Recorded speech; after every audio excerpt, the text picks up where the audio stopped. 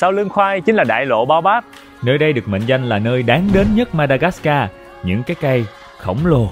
Nhưng mà hành trình tới với nơi đây rất là nhiều gian khó và nhiều thử thách. Nghĩ lại thì Khoai đúng là người may mắn luôn. Vì trong hành trình 2 ngày này toàn là cảnh đẹp, thời tiết cũng đẹp, con người cũng đẹp. Nhưng mà lâu lâu cũng gặp được mấy cái anh mà mang súng bên người hỏi thăm. Và tất nhiên mục đích hỏi thăm này hơi xấu một chút. Và Khoai không phải đi một mình đâu. Trong hành trình ngày hôm nay chúng ta lại có thêm một người bạn mới. Và mọi thứ đều hoàn hảo. Và bật mí với mọi người, thảo nguyên rộng lớn này từng là nơi sinh sống của loài chim không biết bay lớn nhất thế giới. Nó lớn gấp mấy lần con đà điểu luôn nha. Trời ơi. Ở phía trong của nó kìa, lại là nó nữa. Wow. Trong đây chỉ đang rang cà phê, mà cà phê rang trong một cái nồi. Hành trình này rất dài, 700 cây số và 2 ngày 1 đêm. Mong mọi người sẽ ở đây với Khoai và coi từ đầu tới cuối hành trình. Bật mí là kết thúc hành trình chính là một buổi hoàng hôn đẹp nhất ở Madagascar mà Khoai từng có. Mọi người đừng bỏ qua nha. Giờ thì chúc cả nhà mình coi clip thiệt vui cùng Khoai lang thang nha.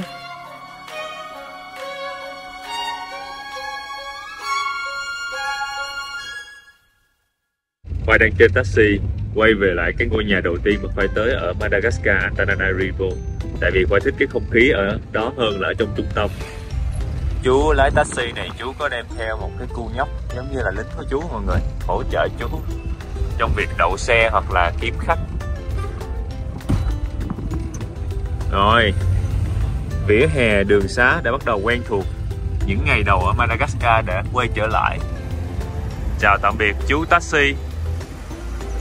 Giờ thì chúng ta sẽ cùng mớ hành lý này về lại ngôi nhà cũ. Khoai sẽ ở lại nhà cũ này khoảng 2-3 ngày để nghỉ ngơi và chuẩn bị cho một cái hành trình rất đặc biệt sắp tới. Rồi chúng ta lại gặp lại người bạn nhỏ quen thuộc. Hello, núp mất tiêu rồi con. Tính ra là Khoai ở đây cũng cả tuần lễ 10 bữa rồi, mà bà chó bà vẫn cứ sủa Khoai hoài. Khi mà bước vô lại căn homestay cũ này á, làm cho Khoai cảm giác trời giống như mình vừa về được trở lại cái căn nhà thiệt của mình vậy đó. Nó thoải mái dễ chịu thiệt sự. 2-3 ngày nghỉ ngơi tới chắc chắn là mình sẽ ăn cua mỗi ngày. Ôi, xin chào hai bà cá, hai bà có nhớ mình không? Không chỉ ăn cua mỗi ngày đâu mọi người, mà Khoai còn đi ra cái quán quen thuộc mà mấy tập trước Khoai ăn á, để mà ăn mấy cái món truyền thống của người dân Madagascar, để bù cho những tháng ngày thiếu ăn ở trong trung tâm thành phố ngay cái ngày lễ độc lập không ai bán cái gì hết trơn. Và buổi tối trước khi trả phòng homestay thì Khoai có gặp những cái người đặc biệt này. Khoai có mời mấy anh này lên nhà để mà cùng nhau lên một cái kế hoạch cho chuyến đi road trip sắp tới. There is no security. It's not safe to continue directly between the itinerary of Nyanjvas to Moldav. There is a lot of attacks too. Because you say that the road is dangerous, so we cut out the main travel out of our schedule. We go from here to here directly. Khoai đang ngồi ký hợp đồng với mấy anh này. Mấy anh sẽ cho Khoai thuê một cái chiếc xe cỡ 2 tuần lễ để mà mình có thể đi khắp nơi ở Madagascar. Nhưng mà như mọi người có thể nghe lúc nãy mấy anh nói là cái cung đường mà Khoai dự định đi á, là đang có những cái vụ tấn công nhắm vào khách du lịch. Tuần vừa qua có 3 vụ và có vụ mà người ta không qua khỏi luôn mọi người. Cho nên là Khoai phải thay đổi kế hoạch và Khoai phải đi chung với một anh tài xế để giữ an toàn cho mình, chứ không có dám tự chạy một mình trong cái giai đoạn này. Hôm nay Khoai sẽ chào tạm biệt nơi này. Quay một vòng. Anh tài xế người bản địa, anh đợi Khoai nãy giờ ngoài cây xăng rồi. Giờ nguyên đám đi ra. Hôm tối hôm kia là chưa có được gặp mặt anh tài xế đâu, mới gặp mặt công ty của ảnh thôi. Ủa đây hả? Và đây chính là xe của chúng ta. Su đang gõ cửa. Salama. Salama. Người cái.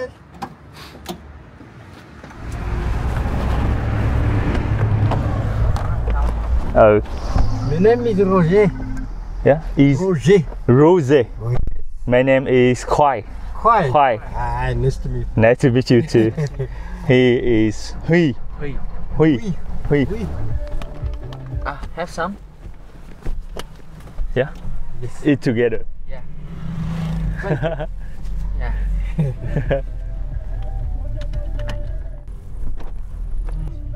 Soda, thank you. Dạ. Khoai thích nhất là cái bánh này. Chúng ta đang đi qua khu chợ quen thuộc Và nhìn thử coi có mấy anh bán cua ở đây không. Ủa, ơi vẫn có mọi người. Hôm nay có mấy anh bán cua, 3 anh 4 anh luôn. Wow. Nhưng mà chúng ta không mua cua ngày hôm nay. Chúng ta đi thẳng về hướng những cái cây baobab ven biển. Ngoại thành của Madagascar yên bình hơn khoai tưởng tượng. Mọi người sẽ nhìn thấy những cái làng mạc nho nhỏ nằm xa xa giữa các thung lũng và các triền đồi. Và mỗi ngôi làng sẽ dành vị trí đẹp nhất cho các nhà thờ. Những nhà thờ ở đây kiến trúc cũng rất là đẹp luôn. Giờ thì Khoai sẽ chia sẻ thêm về hành trình ngày hôm nay của chúng ta nha. Dự tính của Khoai là sẽ tới đại lộ Baobab, và đây chính là quốc đảo Madagascar, và mình đang ở thủ đô Antananarivo. Từ Antananarivo, Khoai sẽ đi về phía nam, và điểm đến đầu tiên của chúng ta chính là thành phố Antsirabe. Antsirabe là một thành phố nhỏ, và chúng ta sẽ có một bữa ăn trưa ngon lành ở đó ngay ngã ba đường. Sau đó sẽ quẹo phải qua hướng Tây tới với thị trấn nhỏ hơn Miandrivazo. Đây là một thị trấn nhỏ và mình sẽ phải ngủ qua đêm. Sáng ngày hôm sau, mình từ thị trấn này mình sẽ đi dọc xuống phía nam rồi qua phía tây đến với Morondava, và nơi đây chính là nơi có đại lộ Baobab rất nổi tiếng, và Khoai sẽ ở Morondava vài ngày ở đây. Đây chính là đại lộ Baobab, mọi người sẽ nhìn thấy những cây Baobab trong ánh nắng hoàng hôn. Đây là điều mà Khoai mong muốn tới nhất khi mà đến với Madagascar. Nếu mà đi thẳng một mạch á, thì chúng ta sẽ mất 690 cây số. Vì vận tốc trung bình mà mình chạy ở Madagascar sẽ rớt vô khoảng 20, 30, 40 cây số một giờ tùy theo cái đường xấu hay đường đẹp. Cho nên để chạy được gần 700 cây số thì phải mất gần 20 tiếng đồng hồ. Trời ơi, nghe quả chạy đậu thiệt sự luôn á. Nên là đó lý do Khoai phải tách làm 2 ngày di chuyển. Ngày đầu tiên thì mình đi khoảng tầm 400 mấy cây số thôi. Dọc đường đi á thì cứ vài chục mét là Khoai sẽ bắt gặp một cái hình ảnh này. Đó là mấy anh quân đội, mấy anh công an đứng để mà Khoai nghĩ là do cái tình hình an ninh nó không đảm bảo á, nên mấy anh phải đứng thường xuyên ở ngoài quốc lộ như vậy. Đây là một cái vùng mà Khoai thấy người ta bán rất nhiều trống nè. Mấy cái trống này theo dự đoán của Khoai chắc là làm từ da, cái mặt trống á, làm từ da của bò Zebu. Tại vì cái vùng này người ta nuôi bò nhiều dữ lắm luôn. Dọc hai bên quốc lộ thì lúc nào mọi người cũng sẽ nhìn thấy có những nhóm người ngồi đợi vậy nè. 5-10 người, thậm chí là 10 mấy 20 người người ta ngồi đợi. Thường thì Khoai để ý á, là người ta đợi để mà nhận hàng, nhận đồ từ những cái chiếc xe buýt chở xuống, hoặc là người ta đợi để mà đón xe buýt di chuyển. Vì cuộc sống khó khăn nên bà con ở đây chủ yếu sẽ có xe đạp thôi. Có xe máy là phải giàu dữ lắm nha. Xe đạp là cũng khá giả đó. Còn phần lớn người dân sẽ lựa chọn cách đi bộ để mà di chuyển, hoặc là đi xa hơn người ta sẽ đi xe buýt. Mấy chiếc xe buýt ở đây thì rất là chật, người ta dồn người ở phía trong và hành lý sẽ được ràng ở phía trên.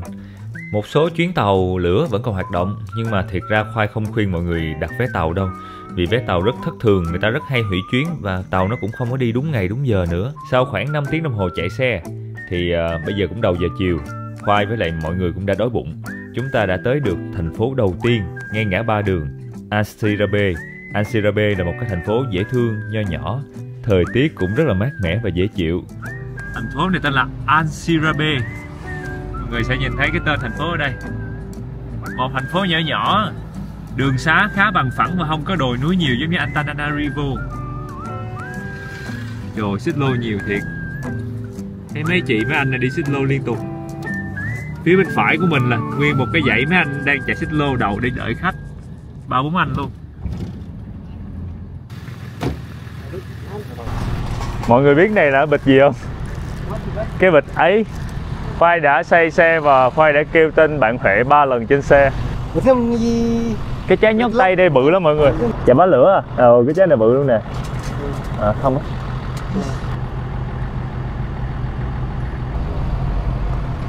Vô đây chắc được rồi đó.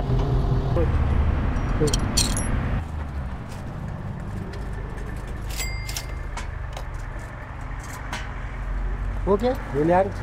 Gì sao trời? Ok. Bye bye. Hình như người ta xài máy phát điện mọi người ơi, nên nó hơi ồn ở ngoài. Salam á.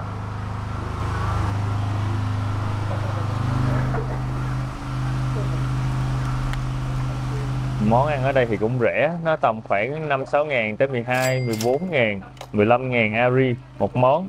Ồ, có cái món này 30 ngàn nè. Khoai nghĩ là Khoai sẽ ăn steak á, khoảng tầm 16-17 ngàn thôi. Thì sao trời.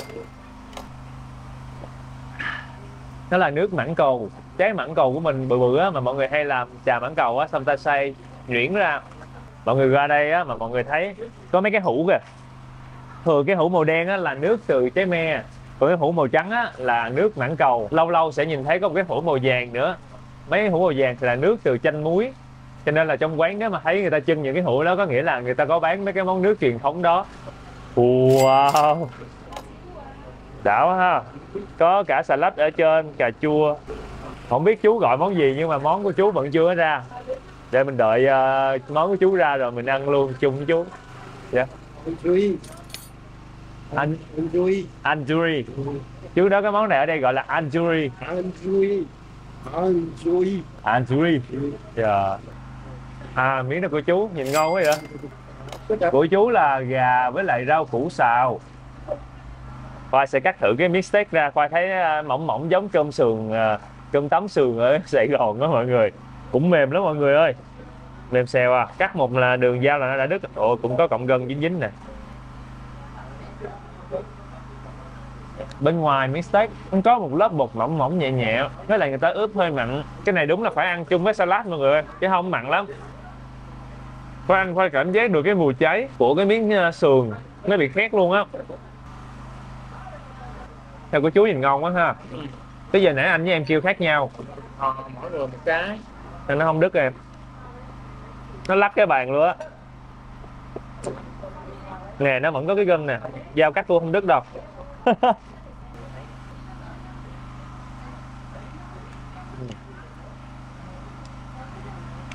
Nói chung là món này ăn cũng tạm tạm thôi mọi người.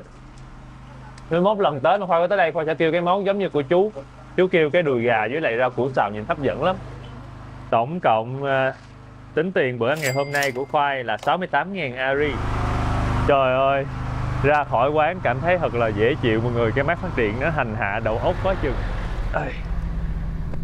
Khi mà tới được thành phố Antisabe là đồng nghĩa với là Khoai đi gần được nửa đường trong cái chặng ngày hôm nay. Hôm nay là Khoai chạy liên tiếp tới 9-10 tiếng đồng hồ. Lúc đầu á, thì Khoai dự tính là mấy anh em sẽ mướn chiếc xe xong rồi mình tự lái. Nhưng mà khi mà nghe được thông tin là có những cái vụ tấn công vào khách du lịch, và một tuần liên tiếp 3 vụ, và có một vụ là có người không có kiểu ra đi mãi mãi mọi người.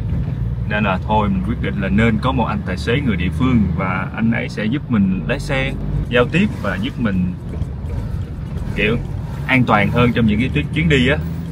Tới thành phố này, điều đặc trưng đầu tiên Khoa nhìn thấy là quá nhiều xích lô xe kéo. Mấy anh xích lô xe kéo hả, ngập đường luôn. Và bà con cô bác xem đây giống như là một phương tiện đi lại trong cái thành phố này vậy đó. Khoa nghĩ là do địa hình thành phố bằng phẳng hơn Antananarivo. Ở Antananarivo thì chủ yếu Khoa thấy người ta sẽ đi taxi và xe buýt. Còn ở đây hả, trời, tự nhiên nhìn mấy chiếc xích lô mà đông đúc như vậy cũng vui. Mọi người nhìn thấy trong clip trời nắng vậy chứ thiệt ra mát lắm. Mùa này Madagascar có 10 mấy độ C à. Đi cảm giác thoải mái dễ chịu vô cùng. Khoai đi qua những cái ngọn đồi vắng nhà nha, thưa dân sinh sống, nhưng mà hai bên đường người ta vẫn đi bộ nhiều lắm. Xong rồi có những cái người mà người ta đi xe đạp chở nhau để mà lên được những cái ngọn đồi á. Rồi nhìn dễ thương thiệt sự. Người ta có thể đủ sức để người ta chạy băng qua những cái ngọn đồi bằng chiếc xe đạp hả ta. Làm cho Khoai nhớ cái bài xe đạp ơi ghê. Từ đầu clip tới giờ mọi người có để ý không? Dù Khoai đã đi xe 7-8 tiếng đồng hồ rất là lâu rồi, nhưng mà địa hình bên ngoài thì hầu như tương tự nhau, không có quá nhiều sự thay đổi. Vẫn là những cái ngọn đồi chọc, ít cây lớn, chủ yếu là những cây bụi thấp và những cây cỏ khô cháy. Vì phía bờ Tây của Madagascar ít mưa, cho nên là nơi đây không có phù hợp để mà thực vật phát triển. Lâu lâu thì mọi người sẽ nhìn thấy những cái khe suối, thì bà con nông dân có thể trồng lúa hoặc là rau củ ở những cái khe đó thôi. Đang đi tự nhiên xe dừng, Khoai xây xe mọi người, dừng để ói. Thế là đi xe này hỏi là đi chút cái mình ói vậy rồi sao? Bà con cô bác mình coi clip này thấy nó cũng nhẹ nhàng vậy thôi, chứ thiệt ra là Khoai ói nguyên đoạn đường luôn. Dán miếng chống say xe cũng không xi nhê, 8-9 tiếng đồng hồ cứ ói hoài, say xe quá chừng say vì đường xấu á mọi người, với bác Tài chạy cũng hơi ẩu nữa. Coi như là hôm nay là cái ngày luyện tập chống say xe. Sau đợt này là tốt nghiệp nhận bằng say xe luôn á. Khoai đếm Khoai ói cỡ 7-8 lần thì cuối cùng chúng ta cũng đã hết ngày. Mặt trời bắt đầu lặn, ánh nắng hoàng hôn bắt đầu chiếu xuyên qua mấy ngọn cỏ. Wow. Ngay lúc Khoai vừa chạy qua một cái làng lấy flycam ra. Rồi tụi con nít nó khoái flycam lắm luôn. Giờ thì Khoai sẽ bay flycam lên và mời bà con cô bác mình cùng ngắm hoàng hôn ở Madagascar với Khoai nha.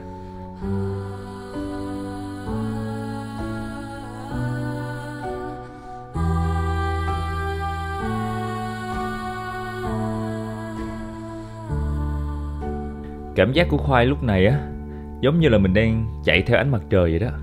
Mặt trời thì đang lặn ở phía sau dãy núi kia, còn xe của mình thì cứ nhắm hướng mặt trời mà chạy tới. Đường còn xa dữ lắm luôn. 3 tiếng đồng hồ nữa mới tới được cái thị trấn mà mình có thể ngủ lại qua đêm. Tại vì mọi người sẽ nhìn thấy nè, hai bên rất nhiều những cái ngôi làng nhỏ, nhưng mà trong mấy cái làng này không có homestay, không có khách sạn, không có chỗ ở đâu. Mình phải băng qua hết những cái ngôi làng này để mà qua một cái thị trấn nằm sau lưng cái dãy núi thiệt là khổng lồ ở phía xa xa kia. Khi mà mình tới đó chắc cũng phải 8-9 giờ tối, mà giờ đó là cũng khá trễ ở đây rồi, cũng nguy hiểm á, đi khuya hơn nữa thì không nên. Cho nên là Khoai phải tranh thủ để mà mình có thể kịp lúc tới nơi mà không bị quá trễ. Đi về những cái vùng nông thôn ở Madagascar về làm cho Khoai nhớ quê Khoai hồi xưa, cỡ 20 mấy năm về trước. Lúc đó thì ở nông thôn miền Tây á thì điện cũng chập chờn, nhiều lúc cúp điện, cho nên á thường bữa tối xuống á là cả xóm tối thui phải đốt đèn dầu. Rồi bà con cô bác á, thường giải trí á, là sẽ tụ họp lại nói chuyện với nhau, nhìn khung cảnh vùng quê của Madagascar, tự nhiên nhớ quê mình quá chừng.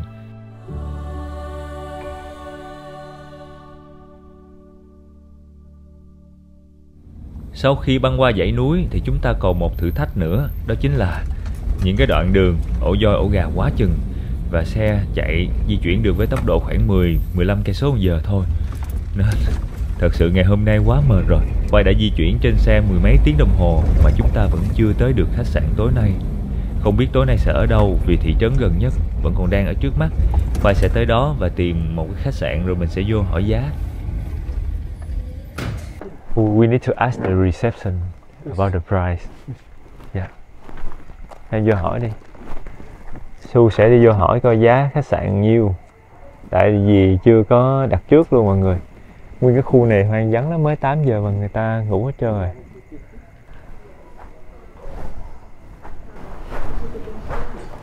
Còn có hạn này hả? 260 double breast. Còn vậy hả? 260 là triệu mấy á. Cả cái thị trấn này chắc có khoảng 5 cái khách sạn thôi mọi người, cũng không có nhiều lựa chọn. Rồi, chỗ của mình tuốt ở trên lầu 3, có 2 nhân viên anh rinh giùm chứ không là không biết sao rinh nổi luôn với cái sức lực hiện tại. Mày sao trời.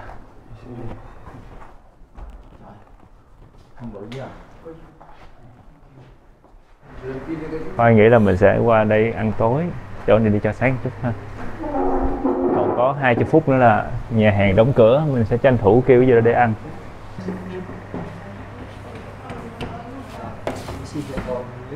Một cái menu là pasta, một cái menu là steak với lại cá. Yes, okay. Thank you so much. Mì sao chà? Mì sao chà? Thank you. Thank you so much. Mọi người sẽ nhìn thấy á, sốt mà người ta làm thành hình hoa văn nhìn cũng kỳ công á ha. Nội cái trang trí này thôi là được điểm cộng rồi nè. Hy vọng là nó sẽ ngon và khác biệt với miếng steak lúc trưa.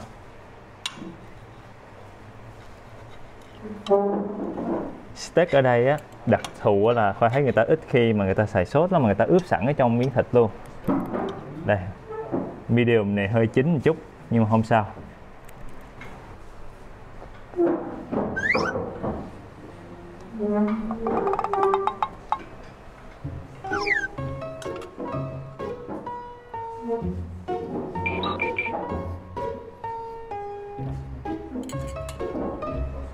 Dai lắm mọi người, siêu dai luôn,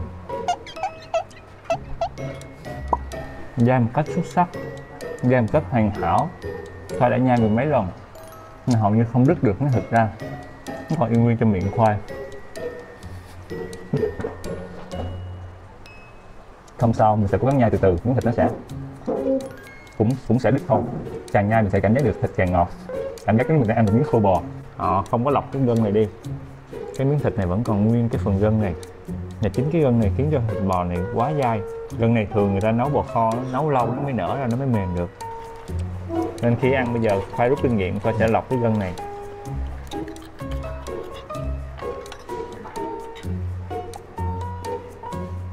Đây chính là thủ phạm khiến cho miếng thịt của mình bị dai. Khoai lọc nó ra rồi. Khoai đang cố gắng nhai miếng thịt nãy giờ, nó sái qua hàm luôn mà vẫn không đứt. Không dám nuốt luôn, mà nuốt sợ bị mất nghẹn á.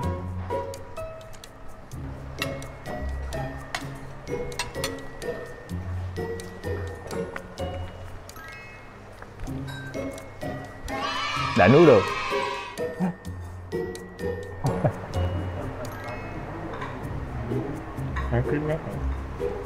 Tối có một bữa ăn về là mừng lắm rồi.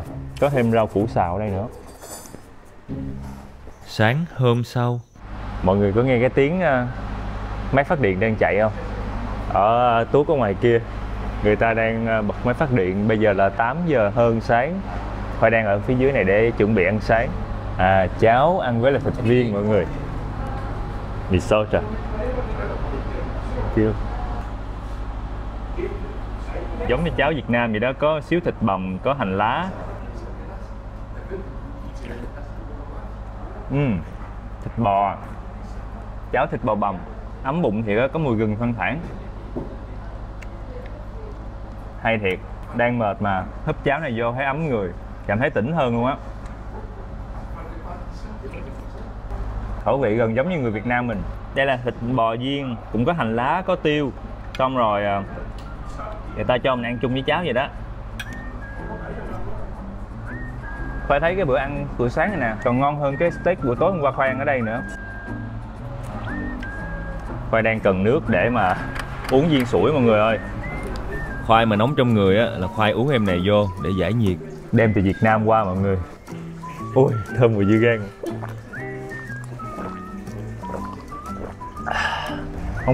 Không biết số phận của Khoai ngày hôm nay sẽ ra sao. Chắc là 7-8 năm rồi chú mới cho Khoai cảm giác say xe nhiều tới như vậy.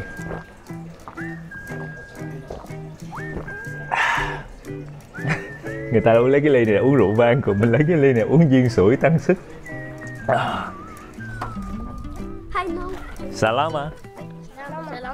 Mấy đứa nhỏ đang đứng phía trước, mọi người. Giờ Khoai sẽ bỏ hành lý lên trên xe và chúng ta lại xuất phát.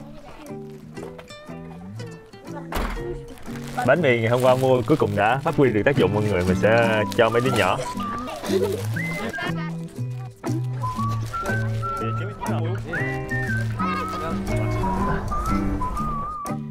Càng hướng về phía biển thì Khoai thấy cuộc sống của bà con ở đây càng khó khăn. Ở đây Khoai thấy thậm chí người ta còn không có xe đạp để đi luôn, chủ yếu là đi bộ thôi. Chỗ này là gần sông, gần suối nên mọi người sẽ thấy trên vai của mấy anh này sẽ có những cái can nước màu vàng vàng á. Những cái can, những cái thùng nước này chính là cái nước để mà bà con có thể dùng để nấu nướng. Ở trong thành phố thì sẽ có những cây nước tập trung, còn ở chỗ này thì sẽ không có những cây nước đó. Bà con sẽ tự đi lấy nước ở những cái giếng nè, hoặc những cái con suối, con sông để về sinh hoạt. Và tất nhiên ngày hôm nay chúng ta cũng không thoát khỏi kiếp nạn say xe mọi người. Su nó cũng dán miếng say xe kìa. Hai anh em đứa nào cũng say hết. Nhưng mà đang đi trên đường bình thường thì Khoai bị mấy anh cảnh sát dừng xe lại. Và ảnh nói chuyện với anh tài xế thiệt lâu, rồi kiểm tra xe các kiểu. Cũng hơi lo, không biết có chuyện gì xảy ra hay không.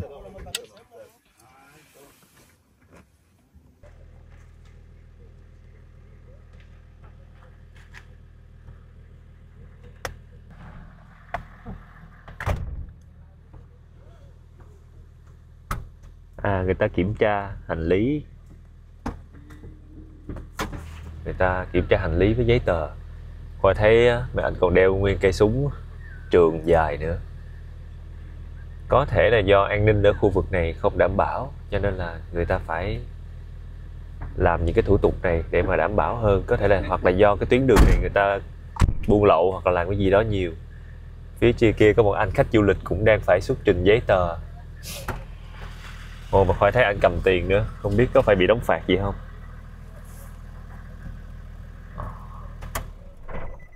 Rồi, tắt máy xe luôn.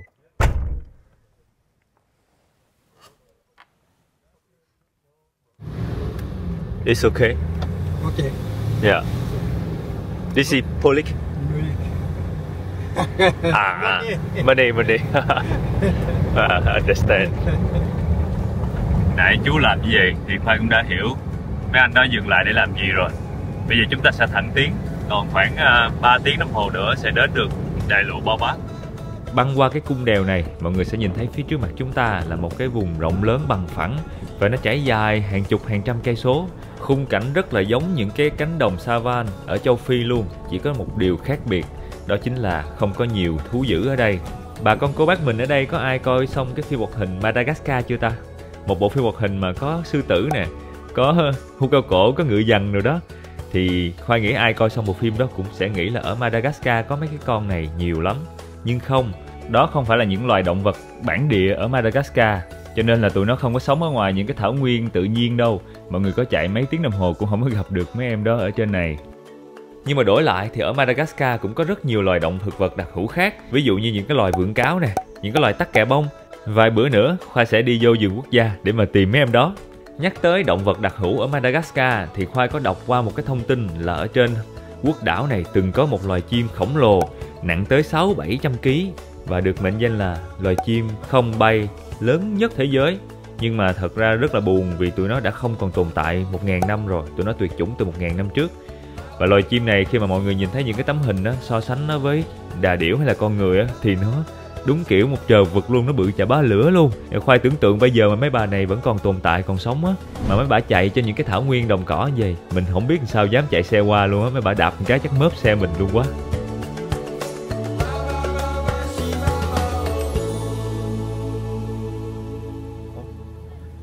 Xuống không Su? Khoai đang thấy mấy đứa nhỏ đang bán mấy trái táo, không biết ăn được không? Chắc là xuống dưới coi thử. Salama. Táo. Khoai đang thấy mấy đứa nhỏ và cô đang bán táo dọc đường thôi mọi người. Wow. Salama.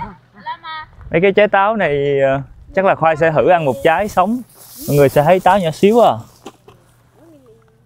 Giống như cái táo ở Việt Nam mình nhưng mà là táo dại nên nó hơi nhỏ. Có cái táo xanh này. Táo xanh này thì nó còn giòn, còn cái này là nó chín mùi rồi, nó quéo rồi. Nên cái này chỉ để làm mứt thôi. Mấy cô cười thôi. Nhỏ xíu xíu à, này là một ngày chắc người ta hái công hái là nhiều chứ thiệt ra mấy cái này hái cả mấy tiếng đồng hồ mới được ký quá. Giờ sao mua ta? Không có cách nào cân hết mà mình cũng không có đồ đựng luôn. Khoai sẽ xin ăn thử một trái nữa. Không ăn thử trái xanh đi. Ngọt ngọt chát chát. Nó có bột bột ở trong đó mọi người. Mua cái vỏ này luôn để đựng táo. Rồi. Nhiều vậy? Hình như là một mớ là 2.000. Vậy là một mớ bự này có 2.000 à? Đây cho anh mượn. Wow. Còn cái trái này thì nó bị chín mùi lắm rồi, bóp vô là nó bị nhũng ra luôn. Nên là nhiều vậy ta? Coi tưởng nó là 2.000 một ký nhưng mà Khoai đưa 4.000 thì chỉ hốt hết hai đống luôn. Ở đây nhiều đứa con nít lắm, với lại mấy chị, có một anh đứng kia thôi. Khoai tưởng tượng là một ngày mà 1 tiếng đồng hồ mà leo lên mấy cây táo gai này mà hái á, chắc là một mình Khoai hái không thể nào tới được 1 ký đâu. Mà ở đây thì cũng đâu có trồng được cây ăn trái nào đâu, xung quanh toàn là sa mạc không, mà mọi người chỉ có bán cái trái táo nhỏ nhỏ này thôi. Đây số lượng táo của Khoai ngày hôm nay, nửa túi luôn nè. Thank you. Vì sao chưa? Ok. Giờ thì mình lên xe thôi. Ok, bye bye. Vì sao chưa? Quên. Cake à? À mấy bé này đang xin bánh, hình như mình còn cái bánh chiên trên xe Su.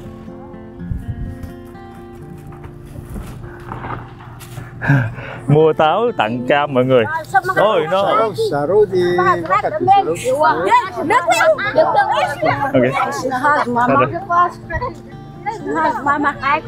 Cho bà một trái nữa. Ok. Hết rồi. Ok bye bye. Hết rồi. Oh no. Rồi. Thiệt ra là nhìn thấy bà con ở đây Khoai không biết làm sao để kiếm sống luôn á. Ở xung quanh đường mọi người sẽ thấy có mấy cây táo dại, trái nó nhỏ nhỏ bằng đầu ngón tay vậy thôi. Giờ người ta đi hái rồi người ta bán 2.000 ari cho một mớ bự. Không phải 1 ký luôn mà 2.000 ari là một mớ bự. Là khoảng 11.000 tiền Việt Nam, 10.000 tiền Việt Nam một mớ đó đó. Mà Khoai nghĩ là nếu mà mọi người mà trả giá là người ta còn bớt nữa. Nhưng mà tự nhiên người ta bán rẻ lắm rồi, ai mà nỡ lòng nào trả giá. Nên là lỡ mà mình mà sinh ra ở nơi này không biết làm sao để mà có thể vươn lên và cố gắng luôn mọi người. Nhà cửa ở đây nhỏ xíu mà mọi người ơi. Với lại vách của người ta cũng làm bằng vách đất, vách tre, nứa mấy cây cỏ tạm thôi. Nhà này nhà đấy tí tí à. Mai lá nhìn cũng đơn sơ lắm, không có được kiên cố. Ôi đây có 2 con bò Cebu.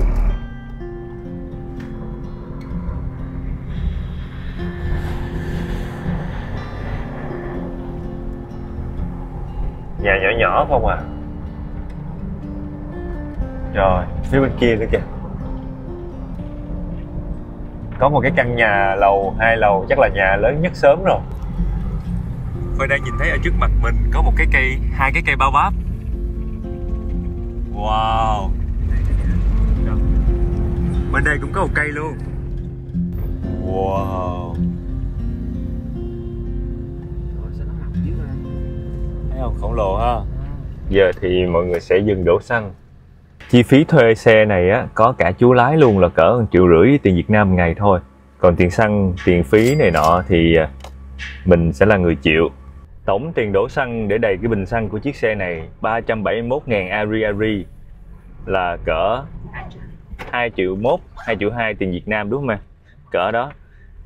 Và mình vẫn chưa tới được cái đại lộ Ba Báp luôn. Có nghĩa là từ thủ đô mà tới đây thì sẽ tốn ít nhất thêm 2 triệu mấy, 3 triệu tiền xăng. Càng đến gần đại lộ Ba Báp thì mọi người sẽ nhìn thấy càng nhiều cây Ba Báp khổng lồ hơn. Và mọi người sẽ thấy người dân cũng trồng lúa nhiều. Khu vực này nó giống như một cái đồng bằng này đó. Người ta trồng lúa và lúa gạo cũng là một cái loại lương thực chính của bà con ở đây. Đường nhựa sẽ được thay thế bằng nguyên một cái con đường đất. Và vì lý do là đường đất nên chúng ta sẽ lại giảm tốc độ xe xuống 5 cây số một giờ. Đây là giống bò rất đặc trưng ở Madagascar. Mọi người sẽ nhìn thấy nó có cái bú ở trên lưng kìa, nó gồ lên và cái sừng nó bự lắm.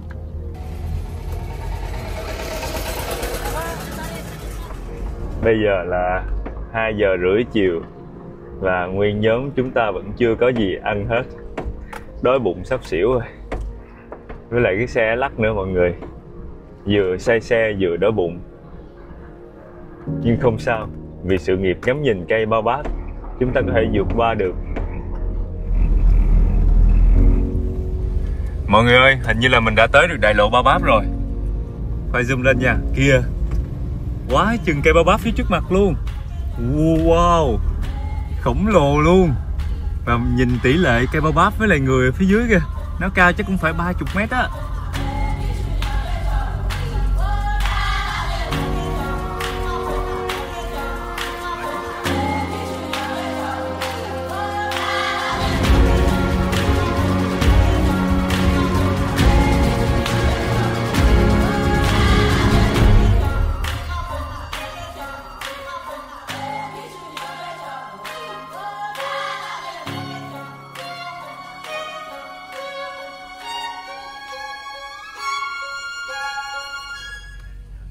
Một lần đậu xe là 5.000 ari, là cỡ 28.000 tiền Việt Nam. Bên tay phải của Khoai chính là đại lộ Ba Báp nổi tiếng nhất nhì thế giới. Tất nhiên rồi, tại vì cây Ba Báp này là một trong những cái giống đặc hữu ở Madagascar. Thật ra Ba Báp nó có nhiều giống lắm. Khoai đọc không lầm là 8-9 cái giống loài Ba Báp khác nhau. 2/3 trong số đó là ở Madagascar rồi. Chỉ có 2 loài là ở châu Phi và 1 loài ở nước Úc hay sao đó. Nhưng mà lát nữa mình sẽ đi qua bên đây mình tham quan đại lộ Ba Báp sau. Giờ mình sẽ đi kiếm gì ăn mọi người. Đói quá chừng. 3 giờ chiều rồi chưa có gì trong bụng hết. Để rủ chú kia ăn luôn hay sao? Chú đang đi gửi xe hay sao? Đây là một cái làng nhỏ. Khoai đang thấy người ta bán cái trái Ba Báp luôn. Ủa nó nhẹ hửng à, rồi nó bông bông. Ngược sáng không? Thấy không? Can we eat that? Okay. How much?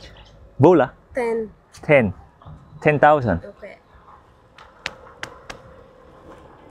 Okay. Hình như là ăn được mọi người. Chắc là Khoai sẽ mua một trái. Ok. One.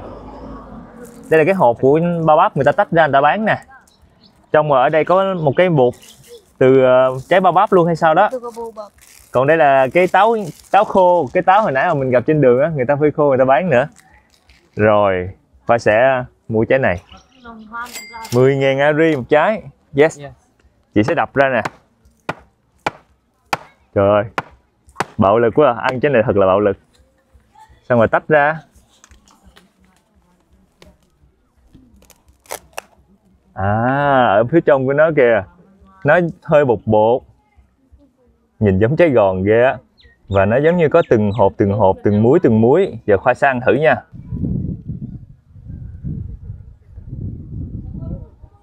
Cái mùi của nó giống như trái gì quên rồi ta. Trái này quen lắm Su, trái me khô.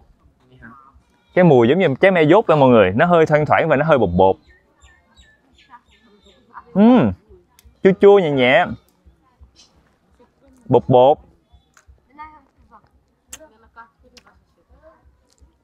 Nó kỳ lắm, nó hơi chua nhẹ thôi mà mình cảm giác ăn á tới 70-80% là giống ăn cái trái me dốt. Giữ cái hộp. Có cái hộp ở trong nè. Cái hộp nó cũng giống một trái me nữa, nó có cái lớp vỏ bên ngoài. Xong rồi cái hộp này mình đem về Việt Nam mình trồng thử đi, nhiều khi nó mọc lên cây bao bắp cái mình làm thành khu vui chơi cây bao bắp ở Việt Nam luôn. Giống với me lắm, em ăn thử đi, bóc một trái đi.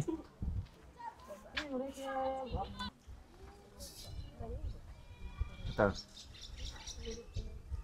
Nó giống cái trái gì không phải me, từ từ nha. Giống cái màu xanh của trái dưa hấu mà, cái mùi á. Đúng không? Nghe mùi giống dưa hấu mà. Thử được coi, mùi giống dưa hấu. Anh thấy giống mùi me dốt, ăn thử giống trái me không? Giống me khô. Nó Hộp nó bự chà bá lửa ha. Cái vỏ xíu xiu à. Ăn tụi cái thịt cũng nhiều. Trời, cái hộp nó cũng có cái lớp vỏ bên ngoài giống me ghê á. Nó khô quéo à, mà nó hơi bột bột. Mọi người thấy Khoai giò ra nè, là cái bột nó bay ra nè. Rồi nó dính cái tay Khoai. Nó nhẹ hửng à, như cục bông gòn vậy đó. Hộp chiếm 9,5 phần, cơm chỉ chiếm có 0,5 phần. Hơi chua chua nhẹ, nhưng không sao. Dù sao nó cũng là một loài cây đặc hữu và cái thân hình của nó rất đặc biệt. Ngoài trừ trái bao bắp ra, cơm bao bắp, bột bao bắp người ta còn bán luôn cả cây con bao bắp. Mọi người nào mà muốn ấp ủ trồng cây bao bắp ở Việt Nam thì có thể mua cái này. Nhưng mà Khoai không biết là hải quan người ta có cho mình đem ra khỏi nước Madagascar không nha, hoặc là Việt Nam mình có cho cầm cái cây này vô hay không. Tại vì ít nhiều thì nó cũng là một cái giống đặc hữu, nó không có trong hệ sinh thái của Việt Nam mình á, nên cầm vô Việt Nam thì Khoai sợ là cái này phải kiểm tra luật lệ được lại. How much? Bao nhiêu? 10. Cũng 10.000 cho một cái bầu này luôn, một cây. Thì sao chà? Salam à? Khoai lang.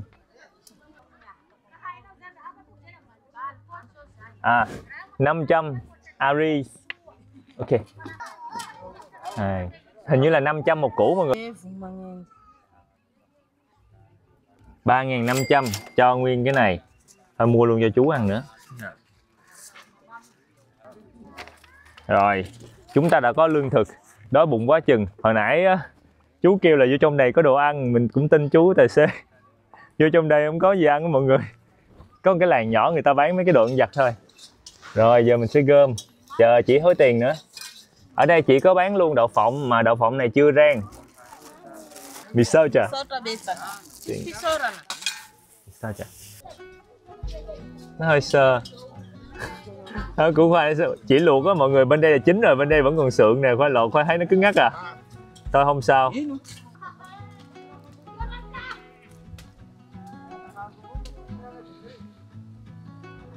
Đúng như Khoai dự đoán, một bên chín, một bên hơi sượng. Bên sượng, bên chín, bên sượng.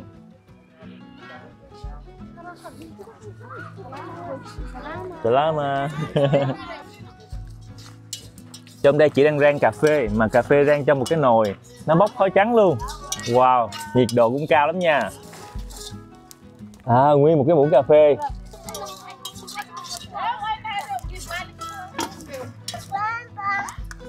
Rồi bỏ miếng đường vô. Vậy là xong một cái ly trà.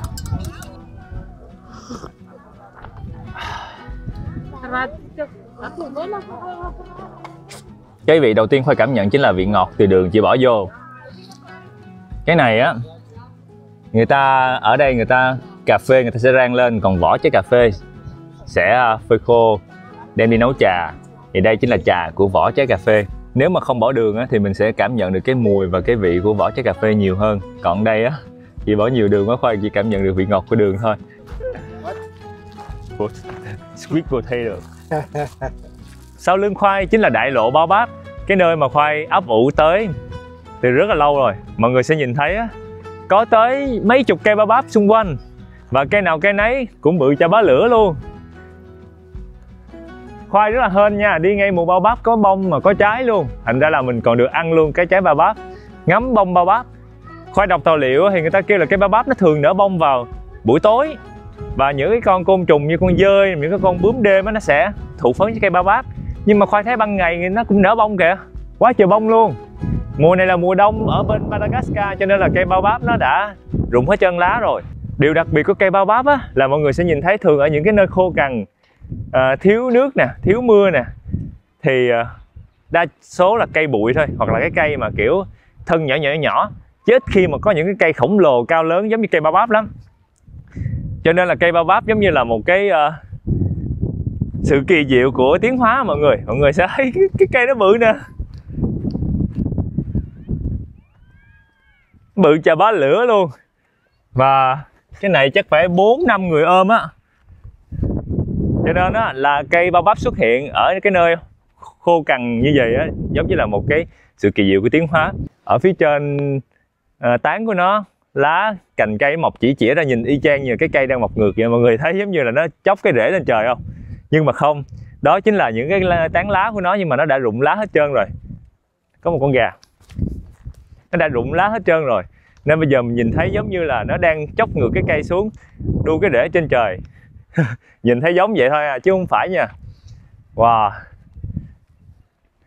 Và vì cái kết cấu đặc biệt của nó có thể giữ nước được trong người nó rất nhiều, để mà có thể chống chọi qua những cái mùa khô hạn. Rễ của nó cắm sâu xuống đất mấy chục mét, và nó còn có cả những rễ phụ ở phía trên mặt đất để có thể hút được nước ở trên mặt đất nữa. Xong rồi khi mà nó có lá thì lá của nó cũng có một cái lớp sáp bên ngoài để mà giúp cho nó đỡ thất thoát hơi nước. Mọi người sẽ nhìn thấy này, Khoai đứng giữa cây Baobab, thấy Khoai nhỏ xíu không? Cây này chưa phải là cây lớn nhất đâu. Cây Baobab có thể cao tới 30 mét và nó sống hàng trăm năm. Và có một cây Baobab mà bị đốn hạ vào năm 2010 ở châu Phi, người ta nói là xét theo cái tuổi carbon á, nó có thể đã sống hàng ngàn năm rồi. Cái này là Khoai đọc tài liệu được ở trên các cái thông tin, cho nên là mọi người có thể giúp Khoai kiểm chứng cái thông tin này thử. Trong đây Khoai thấy người ta đang dăm thêm nhiều cây Baobab con. Mọi người sẽ nhìn thấy, nhìn nó giống cây mai mà mình lặt lá lúc Tết ghê á. Đây, nó chùi lủi lá à. Nhìn khúc này trở lên nhìn giống cây mai, cây đào Tết không? Nhưng nó là cây Baobab mọi người. Người ta không chỉ là trồng thêm một cây đâu, mà người ta trồng thêm rất nhiều cây Baobab ở đây nữa. Đây cũng là một cây Baobab. Trời, cái này mà mình chụp hình chung với cây Baobab xong cái mình về mình nói đây là cây mai bonsai hay cây đào bonsai, nhà mẹ em chắc là cũng tin mọi người. Nhìn y chang luôn, có cái thân bự xong rồi nhánh. Lúc nó còn nhỏ nhìn nó bình thường á, nhưng mà khi nó lớn lên thì nó lại trở nên vĩ đại vậy luôn á. Và Baobab có tới 9 giống, 9 loại khác nhau trên thế giới. Và trong đó Madagascar chiếm tới 6 trên 9, 2/3 là đặc hữu ở Madagascar. Có 2 loài là ở châu Phi và 1 loài là ở Úc. Và mỗi loài nó sẽ có hình dạng hơi khác nhau một chút. Đặc tính chung của tụi nó là sẽ kiểu thân phình ra để giữ nước nè, cấu trúc tế bào hoặc là cấu trúc của những cái mạch nước ở trong đó để giúp cho tụi nó chống thất thoát nước và giữ được nhiều nước nhất có thể. Nhưng mà hình dáng sẽ hơi khác nhau. Có loại lùn hơn, có loại ốm hơn, có loại Khoai sẽ để những cái tấm hình ở đây, mọi người có thể nhìn và so sánh. Những cái loài động vật vào mùa khô á, nó có thể ăn cái vỏ Baobab mọng nước để mà nó có thể sống được qua mùa khô. Và người dân ở đây thì có thể lấy cái vỏ cây baobab ra để mà vì cái đặc tính sợi của nó có thể đan thành dây thừng, đan thành cái này cái kia. Và trái baobab có thể ăn được. Cái trái baobab hồi nãy Khoai ăn á, hàm lượng dinh dưỡng, protein, những cái chất dinh dưỡng vitamin trong đó nó cao rất nhiều lần so với những cái loại thực phẩm khác. Và cái trái baobab, cái bột baobab khi mà lấy ra đó, nó khô như vậy, người ta có thể để 2-3 năm mà nó không hư và không cần thêm chất bảo quản nào khác. Đây là xe của khách du lịch mọi người, mỗi lần có một chiếc xe chạy qua là chúng ta sẽ được thưởng thức làng sương mù dày đặc. Kia có một chiếc xe tải, trong đó còn một vài ngôi làng nữa. Và đây chính là cái tuyến đường mà mình có thể phải không ta? Không nhớ rõ nữa. Và cái tuyến đường mà mình đi qua cái chỗ mà UNESCO công nhận mà đá nhọn nhọn không? Để coi bản đồ lại. Nhưng mà cái tuyến đường đó là người ta kêu là một tuần vừa qua đã có 3 vụ tấn công nhắm vào khách du lịch và có một người ra đi mãi mãi luôn mọi người. Cho nên là đợt này chắc là Khoai sẽ không có đi ra hướng này nữa.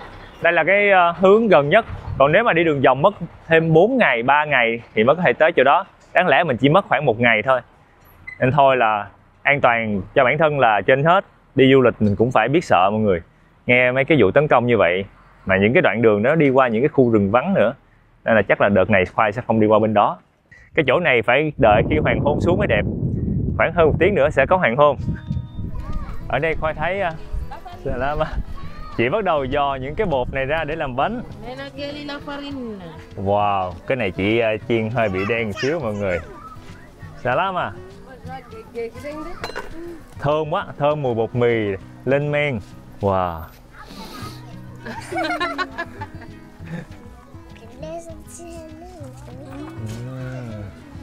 Bột ở đây thì nở rồi, nhìn ngon lắm nha. Dò bằng tay thôi, xong rồi bỏ viên qua đây. Sau đó chị sẽ chiên ở dưới này. Chiên chín sẽ bỏ ra cái thau. Vừa lót 500. Khoai sẽ lấy 2 cái ở đây. Đây là chỉ vừa mới chiên xong luôn. Nó hổi luôn. Mọi người sẽ thấy nè, nó nở lên đó nha, nhìn thích lắm.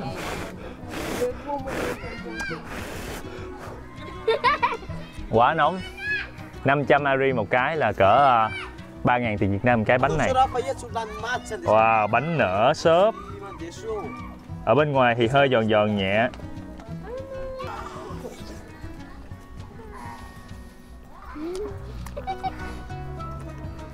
Bánh mì tuổi thơ, lại là nó nữa.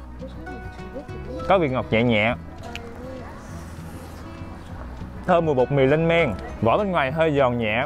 Ở trong á thì nở mềm. Cái bánh này đơn giản lắm nhưng mà ngon. Hương vị tuổi thơ. Nóng hổi luôn. How much? Good là. Đấy. Ở đây mọi người sẽ thấy nè. 2.000. 2.000. Ok. Một con cá này có giá 2.000 ari. Chị đã lăn qua bột và chiên qua đây. Khoai sẽ lấy một miếng đuôi cá đi. Khoai lấy một miếng đuôi cá đã được chiên giòn, mọi người sẽ thấy nè. Một miếng cá này 2.000 ari là khoảng 11.000 tiền Việt Nam. Được lăn sơ qua bột rồi chiên thơm phức luôn á. Khoai ăn thử nha. Khoai rờ Khoai còn thấy nó ấm ấm. Ở vỏ ngoài thì xốp, được ướp muối mặn mặn. Mấy chị cười Khoai nói từ mặn mặn. Mọi người đã thấy cá tươi lắm. Ở đây gần biển. Nhưng mà cá này hơi nhiều xương. Nhiều xương dâm lắm nè. Ăn không cẩn thận là dễ bị mắc xương nha.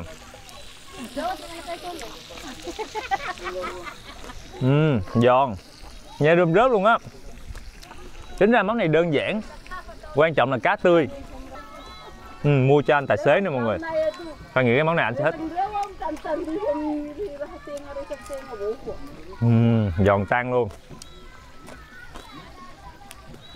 Ở trong làng thì mọi người sẽ nhìn thấy cũng khoảng vài chục ngôi nhà thôi. Và nhà cũng nhỏ nhỏ à.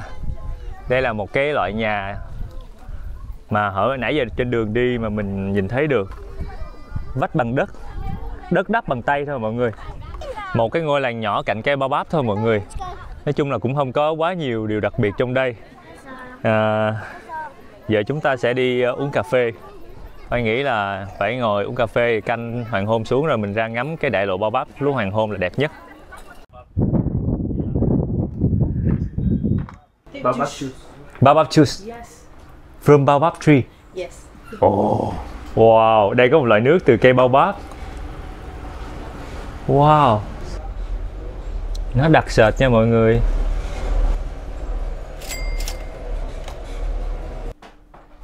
Wow, mình sẽ kiếm một cái ghế thiệt đẹp để ngồi. Cái quán này á, có một cái gốc me rất là lớn mọi người, nó che hết. Ủa, hết chỗ ngồi rồi. Bạn ngoài cùng đi ha. Mình sẽ ngồi đây. Mình có thể ngắm cây Baobab. Mọi người hãy tin Khoai. Khoai cảm giác cái này nó giống nước me tới 90%. Khoai đang đặt một cái sự nghi ngờ.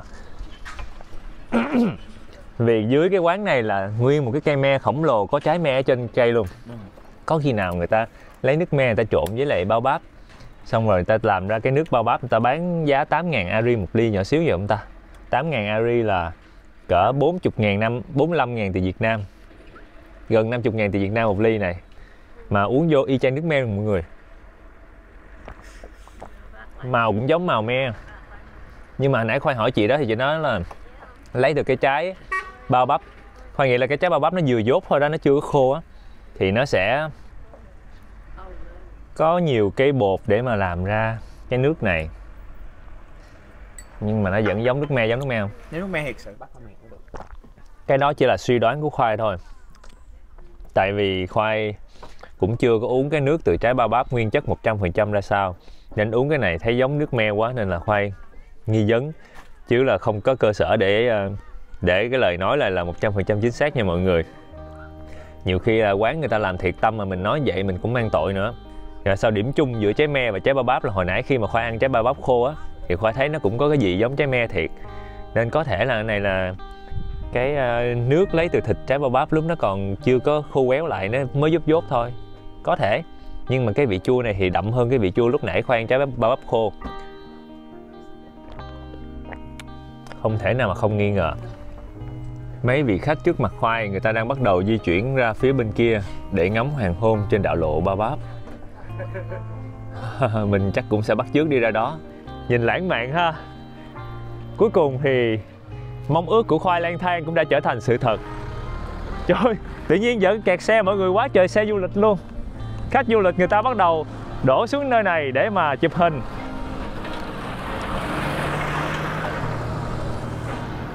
Nó tạo thành một cái làn sương mờ ảo từ bụi đường, giúp cho khung cảnh đẹp hơn và ô nhiễm hơn. Khách du lịch người ta đang đi bộ qua phía bên kia để ngắm hoàng hôn nhiều lắm. Mình có nên bắt chước người ta luôn không ta? Thôi kệ đi.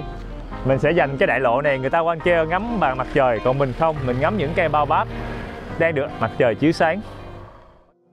I'm walking for miles.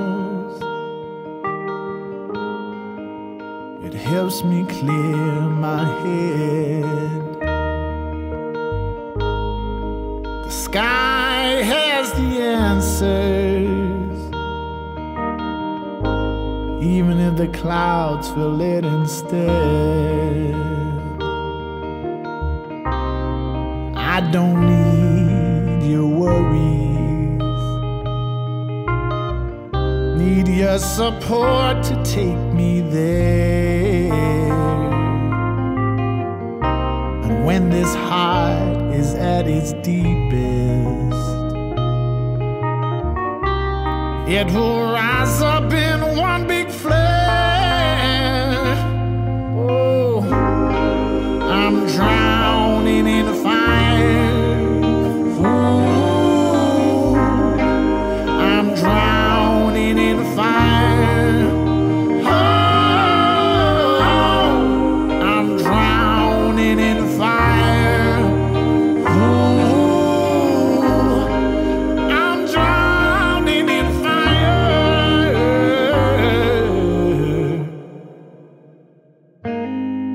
I'm drowning in fire.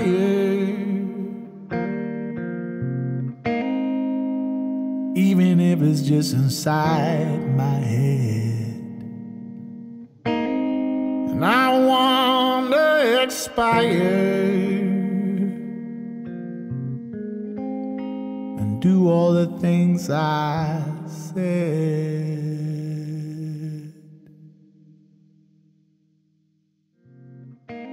Chào tạm biệt tất cả mọi người. Cảm ơn cả nhà mình đã coi tới đây. Nhớ bấm đăng ký, bấm like nếu mà thích clip này nha. Và hẹn gặp lại trên hành trình tiếp theo của kênh Khoai Lang Thang tại Madagascar.